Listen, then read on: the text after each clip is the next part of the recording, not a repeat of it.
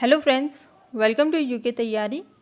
आज के इस सेशन में हम डिस्कस करने वाले हैं कुछ इंपॉर्टेंट क्वेश्चंस को जो कि व्यक्तित्व से रिलेटेड हैं। तो ये कुछ 15 क्वेश्चंस हैं।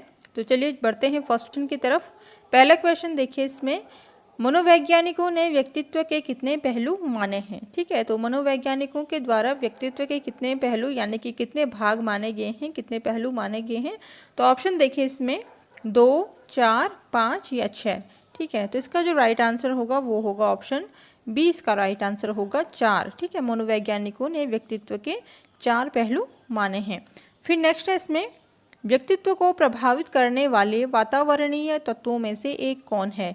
ठीक है, तो जो व्यक्तित्व को प्रभावित करता है, पर्सनैलिटी को प्रभावित करता है एक व्यक्ति के, तो उसमें जो वातावरणीय तत्व होता है, तो पूछा है कि उनमें से एक तत्व कौन सा है।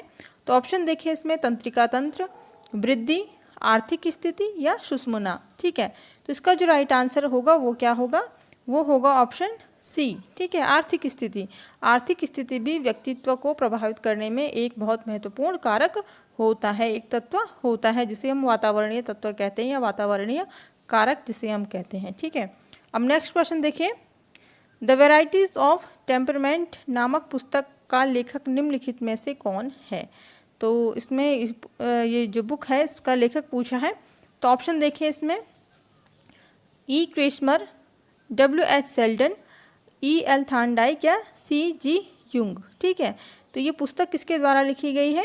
इसका जो राइट आंसर होगा वो होगा ऑप्शन बी, W.H. सेल्डन के द्वारा लिखी गई है ये पुस्तक। ठीक है, अब नेक्स्ट है, मनोवैज्ञानिक दृष्टि से सबसे अधिक व्यक्ति निम्नलिखित में से किस व्यक्तित्व के प्रकार में आते हैं। ठीक है, तो कौन से व्यक्ति जो किस व्यक्तित्व वाले जो व्यक्ति होते हैं वो सबसे ज़्यादा देखे जाते हैं मनोवैज्ञानिक दृष्टि से।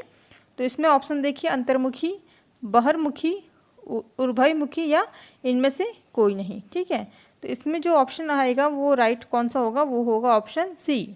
उभयमुखी जो व्यक्तित्व वाले लोग हैं वो अधिकतर देखे जाते हैं। ठीक है, अब इसमें आगे है, फिजिक एंड कैरेक्टर नामक पुस्तक का लेखक निम्नलिखित में से कौन था। ठीक है, तो ये पुस्तक के लेखक कौन पूछा गया है। तो इसमें ऑप्शन देखिए ई Kretschmer, W.H. Seldon, E.L. Thorndike या C.G. यूंग। ठीक है, तो इसमें जो राइट आंसर होगा वो क्या होगा, इसका ऑप्शन ए राइट आंसर होगा। ई क्रेस्मर के द्वारा लिखी गई है फिजिक एंड कैरेक्टर बुक। ठीक है, अगला क्वेश्चन देखिए, इसमें व्यक्तित्व प्रकारों में सर्वश्रेष्ठ मत निम्नलिखित में से किसका है। ठीक है, तो ऑप्शन है ई क्रेस्मर का, W.H. सेल्डन का, E.L. थार्नडाइक का या C.G. यूंग का। ठीक है, तो इसमें जो राइट आंसर आएगा वो क्या है, ऑप्शन डी, C.G. यूंग का। ठीक है, जो व्यक्तित्व प्रकार में जब सबसे अच्छा जो मत दिया गया है वो C.G. यूंग के द्वारा दिया गया है। अब नेक्स्ट है, व्यक्तित्व के प्रकार सिद्धांत के अनुसार व्यक्तित्व निम्नलिखित में से किस पर आधारित है। ठीक है, तो इसमें ऑप्शन देखिए सील गुण पर, उत्तेजना अनुक्रिया पर, व्यक्तित्व प्रकार पर या क्षेत्र पर। ठीक है, तो ऑप्शन इसका जो राइट होगा वो कौन सा ऑप्शन होगा, वो होगा ऑप्शन सी, व्यक्तित्व प्रकार पर। ठीक है, तो जो व्यक्तित्व के प्रकार सिद्धांत के अनुसार जो व्यक्तित्व है वह किस पर आधारित होगा, व्यक्तित्व प्रकार पर होगा। ठीक है, अब है नेक्स्ट क्वेश्चन, व्यक्तित्व का सील गुण सिद्धांत निम्नलिखित में से कौन सा दृष्टिकोण रखता है। ठीक है, तो जो सील गुण सिद्धांत है वो किस पे दृष्टिकोण रखता है यानी कि किस चीज़ों को बताता है। तो ऑप्शन देखिए इसमें आवरण दृष्टिकोण, तात्विक दृष्टिकोण, उपरोक्त दोनों या इनमें से कोई नहीं। ठीक है, तो इसका जो राइट आंसर होगा वो होगा ऑप्शन सी, उपरोक्त दोनों होगा, यानी कि ए और बी दोनों होगा, आवरण दृष्टिकोण या और जो तात्विक दृष्टिकोण है। ठीक है, अब नेक्स्ट है, व्यक्तित्व का क्षेत्र सिद्धांत निम्नलिखित में से किसने उपस्थित किया है। तो क्षेत्र सिद्धांत किसके द्वारा दिया गया है व्यक्तित्व का। तो इसमें ऑप्शन देखिए गधरी ने, कैटल ने, क्रेस्मर ने या क्रुट-लेविन ने। ठीक है, तो जो व्यक्तित्व का जो क्षेत्र सिद्धांत दिया है वो क्रुट-लेविन के द्वारा दिया गया है। ऑप्शन इसका डी राइट होगा। अब नेक्स्ट है, व्यक्तित्व का कौन सा वर्गीकरण युंग से संबंधित है। ठीक है, तो युंग के द्वारा जो दिया गया है व्यक्तित्व का वर्गीकरण। ठीक है, तो जो युंग से संबंधित है पूछा है इसमें। तो इसमें देखिए ऑप्शन है राजनीतिक, एस्थेनिक, अंतर्मुखी या पिकनिक। ठीक है, तो आपको पता ही होगा कि युंग के द्वारा अंतर्मुखी, ठीक है, अंतर्मुखी व्यक्तित्व के बारे में बताया गया है। अब नेक्स्ट है, गेस्टाल्ट दृष्टिकोण से व्यक्तित्व की व्याख्या किसने की है? गेस्टाल्ट दृष्टिकोण से, ठीक है, जो व्यक्तित्व के बारे में बताया, किसके द्वारा बताया गया है?